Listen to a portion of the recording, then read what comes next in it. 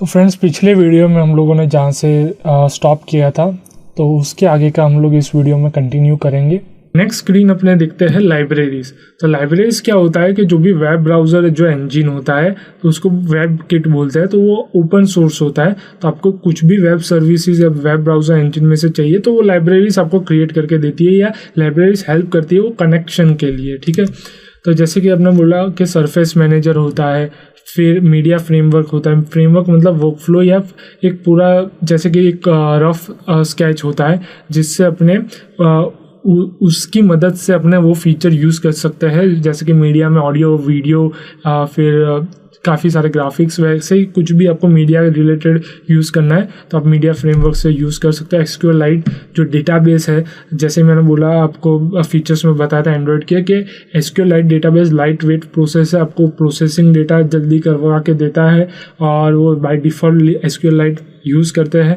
अपने डिवाइस में कुछ भी आपको डेटा स्टोर करना है तो SQLite की मदद से आप वो स्टोर कर सकते हो। ठीक है, फिर आता है OpenGL ES। वो क्या होता है 2D और 3D मॉडलिंग जो रेंडरिंग एप्लीकेशंस होती है, वो आपको कुछ मॉडलिंग यूज़ करना है या कुछ भी आपको ग्राफिक्स अंदर इंसर्ट करना है आपकी एप्लीकेशंस पे, तो ये OpenGL ES की लाइब्रेरी से होता है। ठीक है, फिर होता है फ्री टाइप, वो भी एक लाइब्रेरी है।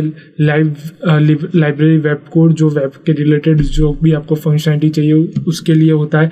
SSL क्या होता है सिक्योर सॉकेट लेयर। तो सिक्योर सॉकेट लेयर क्या करता है कि आपने देखा होगा अपनी कोई भी वेबसाइट में कुछ आपने ऑब्जर्व किया हो तो HTTP और HTTPS होता है। तो HTTPS क्या होता है, SSL की मदद से एक सर्टिफिकेट जनरेट होता है जो क्रिप्टो का काम करता है। ठीक है, क्रिप्टो क्या होता है कि कोई भी क्रिप्टो मतलब कि आपको कुछ भी मतलब वो एक्सेस करना हो, जैसे कि मैं HTTPS www.xyz.com मैंने लिखा। ठीक है, तो xyz.com एक मेरा डोमेन हो गया, उसको एक्सेस करना हो तो उसको सिक्योर सर्टिफिकेट चाहिए जो क्या करता है कि यूज़र के रिक्वेस्ट को एनक्रिप्ट करता है, मतलब एनक्रिप्ट मतलब सिक्योर करता है, और फिर जो रिस्पॉन्स मतलब आने तक मतलब वो रिस्पॉन्स साइड वो फिर डिक्रिप्ट करता है, रिस्पॉन्स को एनक्रिप्ट करके डिक्रिप्ट यूज़र के थ्रू करता है। तो ये एनक्रिप्शन प्रोसेस हो गया जो क्रिप्टो का मतलब की पेयर होता है, क्रिप्टोग्राफिक की पेयर होता है। तो वो की पेयर को हम लोग बोलते हैं SSL सर्टिफिकेट, वो सब इंक्लूड होता है। और वो SSL सर्टिफिकेट अगर वेबसाइट के पास होता है तो उसमें HTTPS लगता है जो काफ़ी सिक्योर होती है। अगर आप ऑनलाइन पेमेंट्स करते हो तो आपका सिक्योर रहता है, जल्दी से वो हैक नहीं होता, या तो इंट्रूडर्स हैकर्स या कोई भी मालवेयर प्रैक्टिशनर्स वो आपका डेटा यूज़ मतलब हैक नहीं कर सकते या उस पर रिफर नहीं कर सकते या उस पर लुकआउट मतलब उसको चेक भी नहीं कर पाते। ये SSL सर्टिफिकेट होता है। तो जैसे कि मैंने आपको उसका फुल फॉर्म बताया सिक्योर सॉकेट लेयर। तो सिक्योर सॉकेट लेयर क्या करता है कि आपका जो भी ये एप्लीकेशंस में आपने रिक्वेस्ट किया, ठीक है, जैसे ही आपने कोई सिक्योर सॉकेट पे अपने रिक्वेस्ट किया, ठीक है, रिक्वेस्ट करके आपका क्या होता है एनक्रिप्ट होता है वो रिक्वेस्ट। ठीक है, एनक्रिप्ट होने के बाद क्या होता है कि जो भी उसका सर्वर होता है वो एनालाइज करके वो डिक्रिप्ट करता है, और फिर जो भी आपका जो भी डेटाबेस है, ठीक है, उसमें से वो रिजल्ट फैच करके वो फिर से एनक्रिप्ट करता है रिस्पॉन्स को। ये हो गया रिक्वेस्ट का, ये हो गया रिस्पॉन्स का, फिर से सर्वर पर जाता है। ठीक है, ये सर्वर रहा, फिर डिक्रिप्ट होता है, ठीक है, और आपको रिस्पॉन्स मिलता है। तो ये हो गया पूरा एक स्ट्रक्चर SSL का क्या होता है, SSL ऐसे फॉलो होता है। ठीक है, फिर दोस्तों आता है SGL। ठीक है, SGL क्या होता है स्केलेबल ग्राफिक्स लाइब्रेरी। तो स्केलेबल क्या होता है कि कुछ भी आपको स्केलेबल का एक सिंपल मीनिंग होता है कि कोई भी चीज़ है उसको आपकी एफिशिएंसी बढ़ानी है, उसको स्केल करना है, ठीक है, स्केल अप करना है, तो उसको स्केलेबल बोलते हैं। तो SGL में क्या होता है स्केलेबल ग्राफिक्स लाइब्रेरी। तो आपका जो भी ग्राफिक्स है उसको आपको स्केल करना है या उसकी एफिशिएंसी बढ़ानी है तो स्केलेबल ग्राफिक्स लाइब्रेरी SGL होता है, वो यूज़ करते हैं। तो वो पूरा लाइब्रेरीज में आता है और पूरा ये लाइब्रेरीज आपको यूज़ करती है, मतलब जो भी वेब ब्राउज़र इंजन या वेब किट होती है उसमें से आपको कुछ भी यूज़ करना है या उसके फीचर्स को यूज़ करना है तो या फिर मैं बोल रहा हूँ कि इंटरनेट जिसमें लगता है या कनेक्शन चाहिए, तो वो सब लाइब्रेरीज थ्रू होता है। लाइब्रेरीज के बिना आपकी एप्लीकेशन अधूरी रहेगी। ठीक है, जैसे कि खाने में नमक कम होता है तो आपका खाना अधूरा रहता है, आपको मज़ा नहीं आता, वैसे ही लाइब्रेरीज का होता है।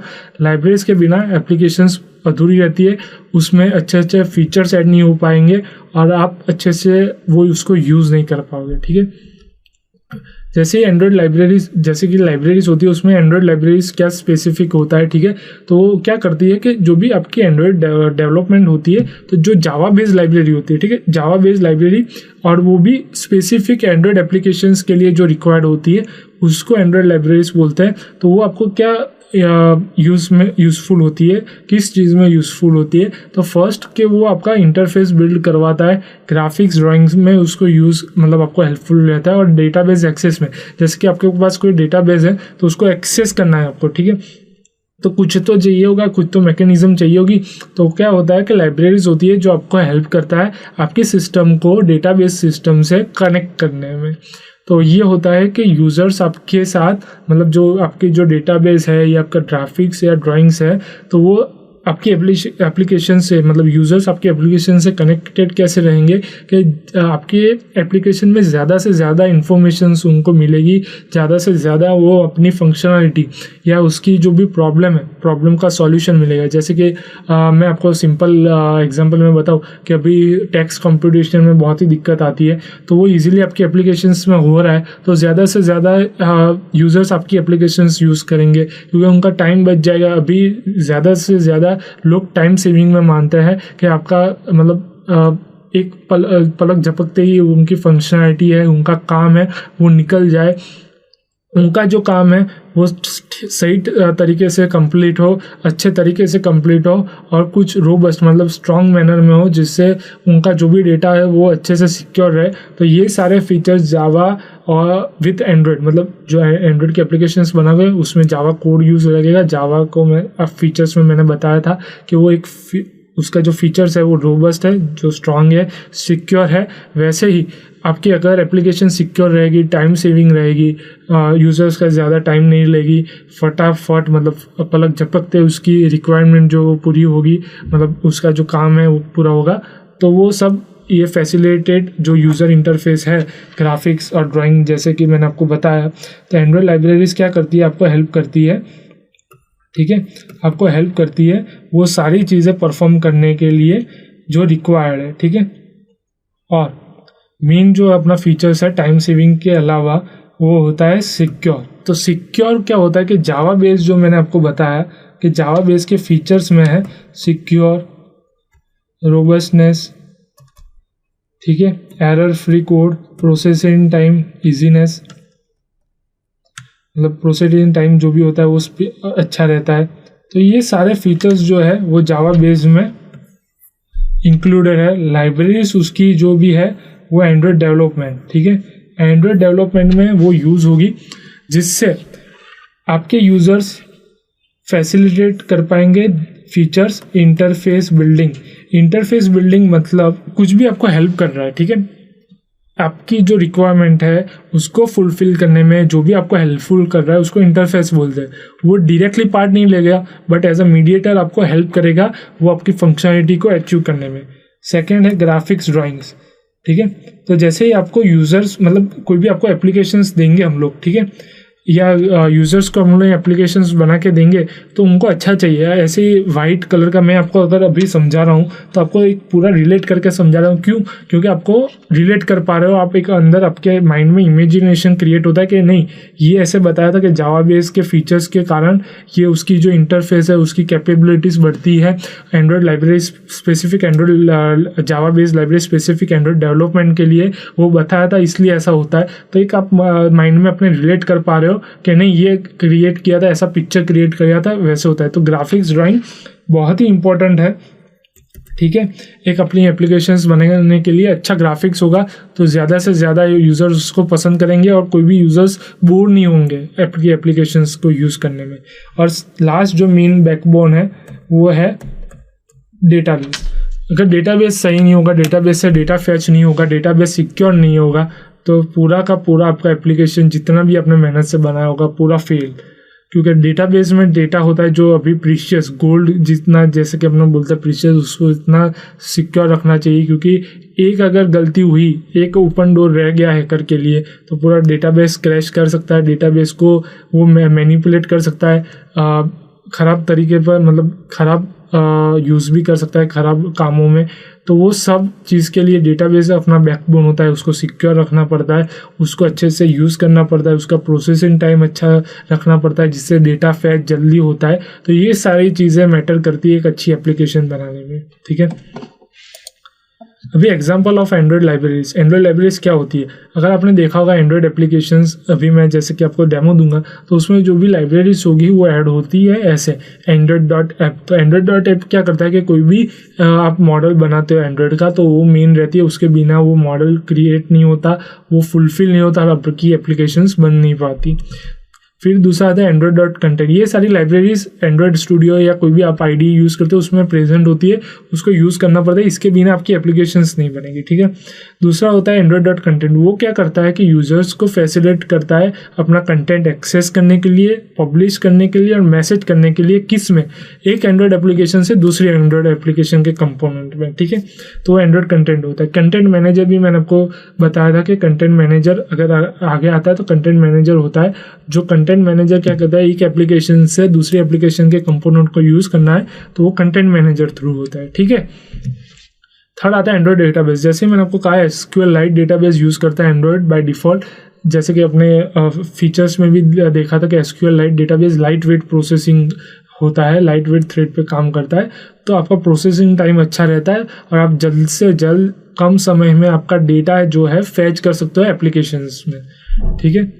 फिर आता है एंड्रॉयड OpenGL। एंड्रॉयड OpenGL क्या होता है कि जो 2D 3D graphics rendering applications programming interface, जैसे कि मैंने बोला था आपको कि API का मतलब होता है एप्लीकेशन प्रोग्राम इंटरफेस। तो इंटरफेस डायरेक्टली इन्वॉल्व नहीं रहता, डायरेक्टली उसका कहीं पे भी नाम नहीं आता, बट वो बैकग्राउंड में आपको फैसिलिटेट करता है आपकी सिस्टम को आपके एप्लीकेशंस में लिंक करने के लिए, उसमें मदद करने के लिए। तो API उसकी क्रिएट होती है, जैसे कि मैं आपको दिखाया था कि फेसबुक का आपको लॉगिन यूज़ करना है तो उसके लिए एक API लगती है, उसके बिना API के बिना आप नहीं कर पाओगे। तो एक एड्रेस रहता है कि जो आपको यूज़ करने के लिए देता है कि API है ये, आप इसको यूज़ करो लो और फिर अपने जो भी एप्लीकेशन में उस पर इंटीग्रेट करो API को, और ये जो इंटरफेस है उसको इंटीग्रेट करो, आप ये फीचर यूज़ कर लो। तो ये OpenGL जो होता है वो 3D और 2D ग्राफिक्स जो आपको यूज़ करना है आपकी एप्लीकेशन में, उसमें यूज़फुल रहता है। थर्ड आता है एंड्रॉयड OS। तो एंड्रॉयड OS क्या करता है कि जो भी सिस्टम सर्विसेज ऐप होती है, मतलब सर्विसेज होती है, मैसेजेस होता है, इंटर प्रोसेस कम्युनिकेशन, मतलब जो सिस्टम में बैकग्राउंड में ब्राइटनेस है, फिर उसके रिलेटेड साउंड्स है, तो उसको सब मैनेज करने के लिए, मतलब आपकी एप्लीकेशंस में जो सिस्टम सर्विसेज होता है, ब्राइटनेस होता है, कई बार आपने देखा होगा कि कुछ सिस्टम में आपको ऑप्शन देता है कि नाइट मोड, डार्क मोड, तो आप डार्क मोड पे क्लिक करते हो तो आपके जो सिस्टम है मोबाइल में अगर आप यूज़ कर रहे हो वो एप्लीकेशन, तो उसका मोड चेंज हो जाता है, वो थोड़ा डार्क मोड में आ जाता है। तो ये सब सारी चीज़ें android.os लाइब्रेरी से पॉसिबल है और उसको यूज़ करने से आपको एक्सेस मिलता है। थर्ड आता है एंड्रॉयड टेक्स्ट। तो आपका जो भी कंटेंट प्रोवाइडर जो आपने पब्लिश किया वो डेटा को एक्सेस करके, वो सब SQL डेटाबेस मैनेजमेंट क्लासेस में इंक्लूड होता है और उसको आपको डेटा को यूज़ करना हो तो एंड्रॉयड टेक्स्ट यूज़ कर सकते हो, ठीक है। थर्ड आता है एंड्रॉयड व्यू। एंड्रॉयड व्यू क्या होता है कि जो भी आपका बिल्डिंग ब्लॉक्स है एंड्रॉयड एप्लीकेशन यूज़र इंटरफेस में, तो वो यूज़र इंटरफेस को आपको यूज़ करना है तो उसको व्यू चाहिए, ठीक है। अगर मैं आपको अभी दिखा रहा हूँ एंड्रॉयड एप्लीकेशन, मतलब एग्जांपल जो दिखा रहा हूँ एंड्रॉयड लाइब्रेरी का, तो आपको एक व्यू क्रिएट हो रहा है। तो व्यू कैसे क्रिएट होता है कि उसकी एक लाइब्रेरी होती है, वैसे ही एंड्रॉयड एप्लीकेशन में एक लाइब्रेरी होती है अलग अलग व्यू क्रिएट करने के लिए। जैसे कि बटन का एक अलग व्यू करना है आपको, फिर टेक्स्ट व्यू, जैसे कि अभी आप देख रहे हैं एग्जाम्पल ऑफ एंड्रॉयड लाइब्रेरी ऐसा लिखा हुआ है, तो उसका एक अलग व्यू आपको क्रिएट करना। तो सब अलग अलग व्यूज़ को कंबाइन करके एक व्यू बनाना हो या अलग अलग एनिमेशंस करवाना, तो वो व्यू पे लगता है, मतलब उसका काम व्यू का है, android.view लाइब्रेरी का। तो वो आपको मैनेज करने में हेल्प करता है अलग अलग बिल्डिंग ब्लॉक्स को व्यू करने में, ठीक है। थर्ड आता है एंड्रॉयड विजेट। एंड्रॉयड विजेट क्या होता है कि जो भी आपको रेडियो बटन्स है, ठीक है, लिस्ट व्यू है, जैसे कि आपने कुछ क्लिक किया ड्रॉप डाउन ओपन हुआ, जैसे कि आपने स्टूडेंट की कॉलेज सिलेक्ट करने का, मतलब एक स्टूडेंट ऐप बनाई है, उसमें आपको स्टूडेंट की कॉलेज सिलेक्ट करनी है, तो काफ़ी सारी कॉलेजेस में आपको एक कॉलेज सिलेक्ट करनी है, तो वो आपने लिस्ट या ड्रॉप डाउन क्रिएट किया, या फिर आपने जैसे कि साइनअप में अपने यूज़र का डेटा आपको रजिस्टर करवाना है, तो आप जैसे कि जेंडर में मेल फीमेल अदर या कुछ भी मतलब सिलेक्शन करवाना है, तो आप रेडियो बटन यूज़ करते हो, ठीक है। तो वैसे अलग अलग व्यूज़ या विजेट्स उसको बोलते हैं, व्यू को मैनिपुलेट करने के लिए, मतलब उसके डेटा को मैनिपुलेट करने के लिए, यूज़र इनपुट देने के लिए, ठीक है।